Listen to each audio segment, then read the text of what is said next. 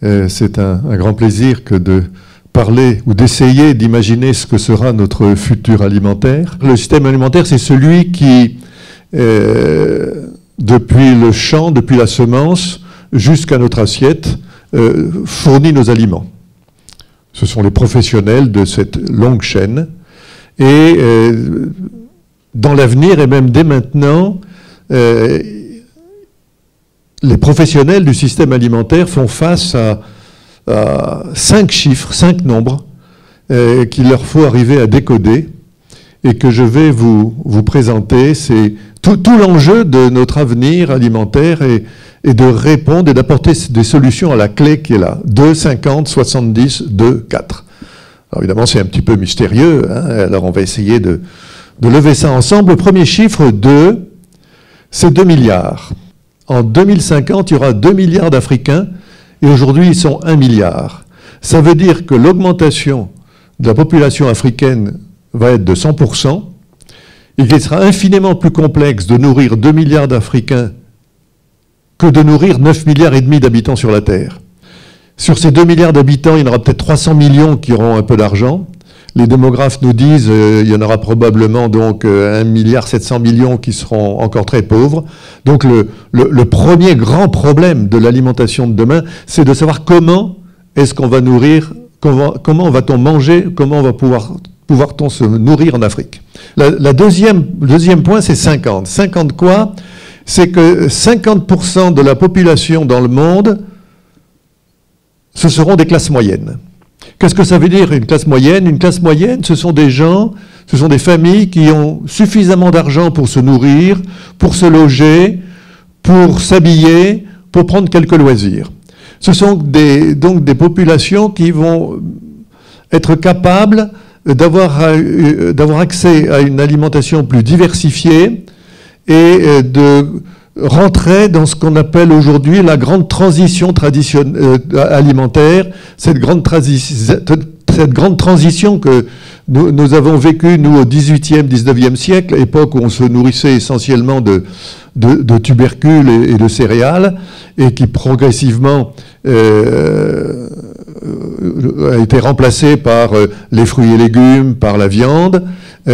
Cette transition-là, elle va apparaître dans le reste du monde, ce qui va sensiblement bouleverser les grands équilibres des masses alimentaires consommées. Autre chiffre, 70%. 70, c'est le nombre d'habitants sur la planète qui vivront dans des villes. Il faudra donc nourrir 9 milliards d'habitants, mais 9 milliards d'habitants, dont 70% se nourriront dans des villes. Et on ne se nourrit pas dans une ville de la même manière que l'on se nourrit à la campagne. Pour se nourrir dans une ville, il est nécessaire de conserver, de transporter, de distribuer la marchandise, les denrées alimentaires, depuis le champ jusque dans les assiettes des consommateurs, et ceci ne veut plus se faire dans une relation directe du producteur au mangeur. Dernier chiffre, sur le plan démographique, 2. Ce sont 2 milliards d'habitants qui auront plus de 60 ans. Donc la population vieillit progressivement, bien, mais c'est encore extrêmement jeune dans certains continents, et elle vieillit, et cette population plus âgée ne pourra pas par elle-même produire les aliments dont on aura besoin. Il faudra donc que les producteurs d'aliments soient de plus en plus efficaces pour être capables à moins grand nombre de nourrir davantage de personnes. Et puis le dernier chiffre, c'est 4. 4, c'est le chiffre du changement climatique. 4 degrés, ce que nous prévoit au pire, les spécialistes qui nous disent qu'il n'est pas impossible, si rien n'est fait, si les tendances d'aujourd'hui se poursuivent, qu'en 2100, l'élévation moyenne de température l'été atteigne 4 degrés, ce qui serait à ce moment-là une véritable catastrophe pour l'humanité, et notamment en termes d'alimentation, parce que tout ce qu'on cultive aujourd'hui aura besoin de s'adapter à ce changement climatique. Donc on a 2 grands défis devant nous. Relever l'évolution démographique, répondre au changement climatique auquel d'ailleurs contribue également le système alimentaire. Et on sent venir cette évolution de température, mais on voit venir également beaucoup d'autres problèmes. Il va donc falloir nourrir le monde en respectant la planète. Donc défi démographique, deuxième défi, défi de respect de la planète, défi de l'environnement. Alors c'est d'une part, bien sûr, la limitation des émissions de gaz à effet de serre, la diminution de la consommation d'énergie, dont on sait qu'ils sont à l'origine du changement climatique et de l'élévation de température. Respecter la biodiversité également pour être capable de continuer à pouvoir nous nourrir. Alors, la mauvaise nouvelle, quand on entend les spécialistes, c'est qu'aujourd'hui, l'homme a un impact relativement négatif sur le maintien de la biodiversité totale de toutes les espèces vivant dans le monde. Il y a des pertes de biodiversité. La bonne nouvelle, c'est que sur le plan agricole, on ne voit pas poindre le risque d'une diminution de la biodiversité de ce qui est utilisé par l'homme pour se nourrir. Pour plusieurs raisons, dont l'une se comprend très simplement, c'est que toutes les graines et tous les grains des végétaux cultivés, de toutes les variétés de ces végétaux cultivés sont toutes protégées dans des lieux très sûrs, et si on en avait besoin, on pourra faire appel à eux. C'est-à-dire il n'y a pas de perte du potentiel génétique de production végétale et d'amélioration des végétaux pour produire. Et c'est la même chose pour les animaux. Donc de ce point de vue-là, c'est la bonne nouvelle. La mauvaise nouvelle, c'est le risque de porter atteinte à tout ce qui n'est pas utile pour nous nourrir. Économiser l'eau, c'est aussi un point très important, mais il ne faut pas faire de contresens. Il faut bien comprendre que l'économie de l'eau n'a de sens qu'au niveau régional.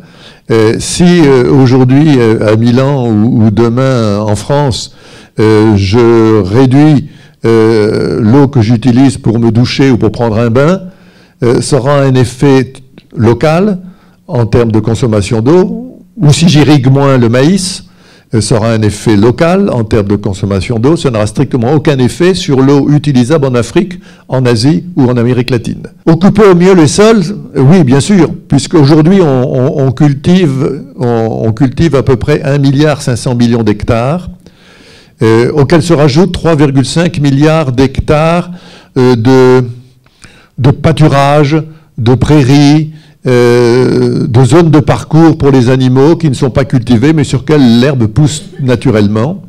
Donc 1,5 milliard.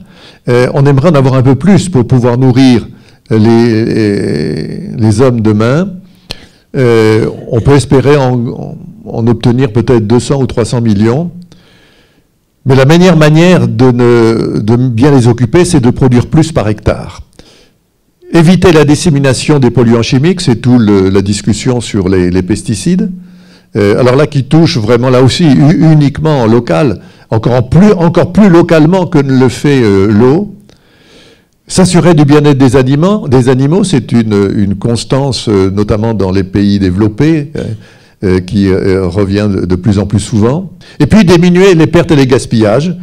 Pour bien nourrir le monde, on nous dit que on perd pratiquement 30% de nos aliments au cours de tout le système alimentaire. Donc voilà, on est face donc, pour nourrir le monde, à ces deux grandes questions, des questions environnementales, des questions de nature démographique. Et aujourd'hui, qu'est-ce qui se passe? Et ça, c'est très important de l'avoir en tête. Aujourd'hui, pour se nourrir, il faut des produits végétaux. La base de notre alimentation, c'est la plante. La base de notre alimentation, c'est le blé, c'est le maïs, c'est le riz, c'est le soja, principalement. Et il y en faut, puisqu'on estime qu'il y a à peu près 3 milliards de tonnes de production végétale pour nourrir le monde aujourd'hui. Mais quand on a en tête que pour nourrir le monde aujourd'hui, on a besoin de produire 3 milliards de tonnes de produits végétaux, quand on parle de substituer les produits végétaux par, je vais en parler, des pilules, des insectes, des steaks synthétiques, des algues, il faut savoir que l'enjeu, c'est 3 milliards de tonnes. Ce n'est pas la petite usine dans un petit endroit qui va nous faire quelques tonnes ou quelques milliers de tonnes par an. C'est 3 milliards de tonnes. Donc, on produit 3 milliards de tonnes, une partie va directement vers la consommation humaine, et une partie avec des rendements qui ne sont pas toujours exceptionnels, qui va vers l'alimentation humaine via la production animale. Est-ce que ce système va changer?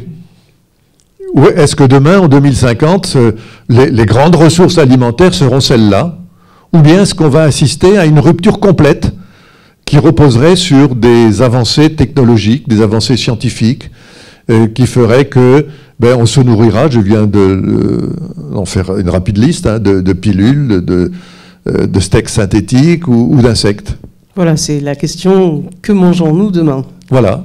Est-ce que dans notre assiette, on va avoir ce qu'on a déjà aujourd'hui, ou est-ce qu'on va avoir des choses tout à fait différentes? Et ma conviction, c'est que dans 30 ans, nous continuerons à manger de la même manière, mais que par contre, la manière de produire les nutriments, les constituants de notre assiette auront considérablement varié. Alors, donc, est-ce que demain, qu'est-ce qu'on mangera? Alors, pour savoir ce qu'on veut manger, il faut un petit peu quand même réfléchir à ce que c'est qu'un aliment. Qu'est-ce que s'alimenter?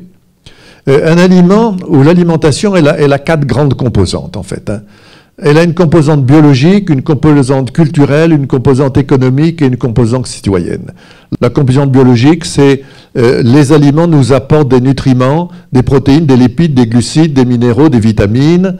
Et les hommes, où qu'ils sont dans le monde, ils ont à peu près besoin du même nombre de calories, du même nombre de protéines, de la même qualité de protéines, de lipides, de glucides, et ils ont besoin d'une alimentation qui soit sûre. Ensuite, il y a une composante économique, ça c'est quoi? C'est de dire, et on revient à la petite question précédente, c'est de dire, est-ce que j'ai assez d'argent pour acheter la nourriture, ou d'une autre manière, est-ce que je serais capable de produire à un prix tel que tout le monde puisse avoir accès à? Donc ça, c'est une vraie question, c'est produire sans que ça coûte trop cher.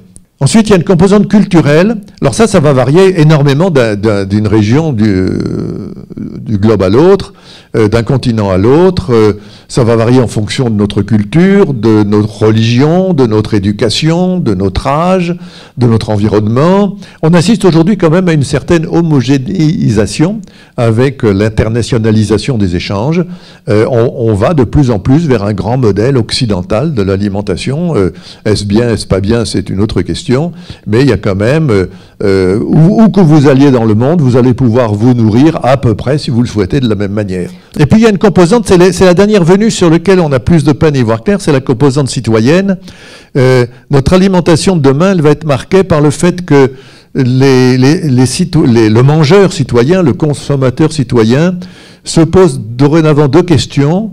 Est-ce que je mange d'une manière telle que je ne mets pas en danger la planète? Ce sont les grands équilibres dont je vous parlais tout à l'heure. Est-ce que je mange sans mettre en danger le climat, sans toucher à la biodiversité, sans maltraiter les animaux? Donc c'est une première question que je me pose. Est-ce que je mange durablement finalement? Et est-ce que je mange sans empêcher d'autres de bien manger? C'est-à-dire, est-ce que la manière dont je mange ne porte pas tort à d'autres populations qui n'ont plus accès à manger? Alors, on cite souvent l'exemple du fait que le fait de donner à manger aux animaux, notamment aux bovins, du maïs, fait qu'une partie du maïs va vers la viande bovine qui va nourrir les pays riches, aux dépens des populations paysannes qui se nourrissaient de maïs et auxquelles ils ont moins d'accès ou pour lesquels les prix ont monté. Alors maintenant, on nous dit, il y a un tas de solutions. On va manger des pilules. Alors vous gardez toujours en tête le chiffre de 3 milliards de tonnes. Hein. On va manger des pilules. Alors ça, on peut assez vite expliquer que ça ne sera pas possible. Pourquoi? Parce que si je prends une pilule d'1 gramme, il faut que j'en avale 400 par jour à peu près. Ce qui fait 350 par jour, ça en fait 50 au petit déjeuner, 150 à midi, 50 à 4 heures, 150 le soir. J'ai calculé. C'est pas très pratique. J'ai calculé, si on prend 15 secondes par pilule, ça fait 45 minutes. Une pilule, il faut 15 litres d'eau pour l'avaler. Ça fait 5 litres d'eau. Donc on passe près d'1 heure par jour à avaler des pilules avec 5 litres d'eau. Donc ça, c'est perdu, c'est fini, on n'en parle plus. Oui. C'était un grand mythe. On a aussi parlé, ça a été très médiatisé il y a 2-3 ans, de culture de cellules de muscles. pour faire des beefsteaks. Alors c'est un beefsteak qui revient à 250 000 € aujourd'hui. Moi je veux bien, on peut diviser par 1000 le prix, ce qui est beaucoup. Ça sera encore quand même 250 € le beefsteak. Puis quand on voit comment c'est fabriqué, c'est sur des facteurs de croissance, des hormones, du sérum fœtal. Il n'y a aucune chance que là qu'il y ait une acceptabilité culturelle de ce type de produit. Ça a permis à un laboratoire de gagner quelques sous, puis ça s'arrêtera là. Moi, je n'y crois pas le moins du monde. Alors, il y a d'autres choses plus intéressantes, ce sont les algues. Est-ce qu'on va se nourrir d'algues? Alors, il y a deux grandes catégories. Il y a les micro-algues et les macro-algues. Mais ce sont des marchés de niche, de produits à haute valeur ajoutée. C'est pas ça qui va nourrir le monde demain, ça c'est assez clair. Ensuite, il y a les insectes. Alors ça, on en parle beaucoup, de plus en plus, nos chers insectes. On en trouve sur des marchés. Là, c'est une photo de vente de chapulines sur un marché d'Oaxaca, au Mexique. Ça se mange comme produit de grignotage, comme produit apéritif. On nous dit que dans le monde, la FAO nous explique que dans le monde, il y a à peu près 2 milliards d'habitants qui mangent des insectes. Alors, ce qu'on imagine aujourd'hui, c'est dire on va manger des insectes. Pourquoi? Parce que c'est remarquablement, c'est ce qu'on entend souvent, riche en protéines. Alors, j'ai quand même rapporté ici quelques chiffres que vous avez sous les yeux, dont vous verrez simplement que si je regarde les protéines en le ramenant aux produits frais, dans le blanc de poulet, il y a 20% de protéines. Dans une chenille fraîche, il y en a 12%. Si je veux apporter, en mangeant des insectes, autant de protéines que celles que je trouve dans 100 grammes de blanc de poulet, ration normale, il faut quand même que j'avale 30 à 40 grosses chenilles. Personne n'y croit vraiment. Par contre, ce qui semble pas impossible, c'est une autre voie qui consisterait à cultiver, si je peux le dire ainsi, élever des insectes, griller ces insectes, griller, dessécher ces insectes, les transformer en farine, en poudre d'insectes, en poudre protéinée d'insectes. Et cette poudre protéinée d'insectes, de deux choses l'une, soit par exemple je la donne aux animaux. Il y a aussi une autre solution, c'est d'extraire les protéines de cette farine d'insectes pour ensuite les restructurer. Il y a des études en cours. C'est bien qu'il y ait des recherches. C'est bien qu'il y ait des recherches pour valider ou non. On verra bien. Là, il y a une grande entreprise en France qui s'appelle INSEC qui travaille là-dessus et qui dit si dans 3 ans, nous saurons si on s'est planté ou non. Alors il y a une autre voie aussi, c'est de dire au lieu de manger des protéines animales, on va manger des protéines végétales. Au lieu de donner à manger du soja aux animaux, je vais extraire les protéines de soja et ces protéines, je vais les structurer pour faire des équivalents de fromage ou des équivalents de steak. Alors ça existe déjà. Il y a tout un marché qui est important, qui est mature. C'est l'ordre de plusieurs milliards d'euros par an dans le monde, qui ne se développe pas beaucoup, mais qui est quand même significatif. Il y a de grandes entreprises qui sont laissées là-dessus. Mais en termes de masse, on est toujours confronté à ces 3 milliards. Alors pour cela, on a deux types d'agriculture qui s'opposent un peu aujourd'hui. On a une agriculture dite intensive et on a une agriculture dite biologique. Il y en a d'autres, mais je les oppose au début l'une à l'autre. L'une a l'énorme avantage de produire beaucoup, et on lui doit des accroissements de productivité considérables, avec un gros défaut, c'est une atteinte aux grands équilibres des écosystèmes, pollution essentiellement par les produits phytosanitaires. Et puis l'autre, qui est l'agriculture biologique, qui est plus respectueuse de l'environnement, mais qui ne produit pas suffisamment, qui fait de ce fait que les produits sont moins chers, et qui fait que sont plus chers, et qui, de ce fait, ne suffit plus à elle-même pour nourrir le monde et pour répondre aux besoins d'accroissement démographique. Alors, beaucoup d'agronomes aujourd'hui travaillent sur l'idée d'inventer une nouvelle agriculture qui serait une agriculture que je qualifie, moi, de durablement productive, être attentif à l'environnement, être attentif aux aspects sociaux, être attentif aux aspects économiques, et productif, pas forcément extensif, pas forcément intensif, productif, parce qu'il faut quand même nourrir le monde. On ne peut pas accepter que, me semble-t-il, on ne peut pas se contenter de ce que de grands schémas de développement de production agricole puissent accepter que l'on produise moins. Parce que les uns vous disent, l'agriculture biologique, c'est la catastrophe, c'est pas la peine d'y penser. Et d'autres vous disent, le conventionnel, c'est une catastrophe, ça pollue tout. Oui, non, mais si on fait l'analyse de tout, on se rend compte qu'il faut prendre un peu de chaque côté et donc peut-être inventer cette nouvelle agriculture. Et cette nouvelle agriculture, sur quoi va-t-elle reposer? Elle va le reposer sur une meilleure prise en compte de la capacité de la plante à interréagir avec son milieu. Il y a deux grandes voies, aujourd'hui, c'est améliorer l'efficacité de la photosynthèse. La photosynthèse, qui est ce pouvoir de la plante à utiliser l'énergie solaire, le gaz carbonique de l'air, pour faire des molécules de sucre. Et ce n'est pas des rendements terribles, et il y a des voies de recherche pour améliorer ça.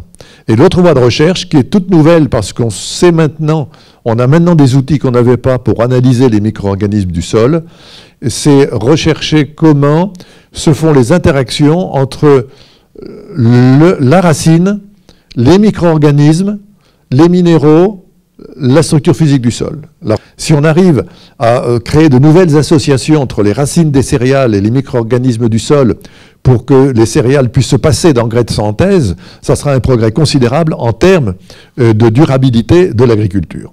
Donc ça, c'est un certain nombre de voies. Parmi ces voies, il y en a une qu'on peut évoquer, c'est celle des organismes génétiquement modifiés. Je ne veux pas insister là-dessus, dire deux choses. D'une part, de manière très factuelle, ces organismes génétiquement modifiés, aujourd'hui, ils touchent le maïs, le colza, le coton et le soja, mais qu'il y a à peu près 12% des surfaces cultivées dans le monde qui sont sous plantes génétiquement modifiées.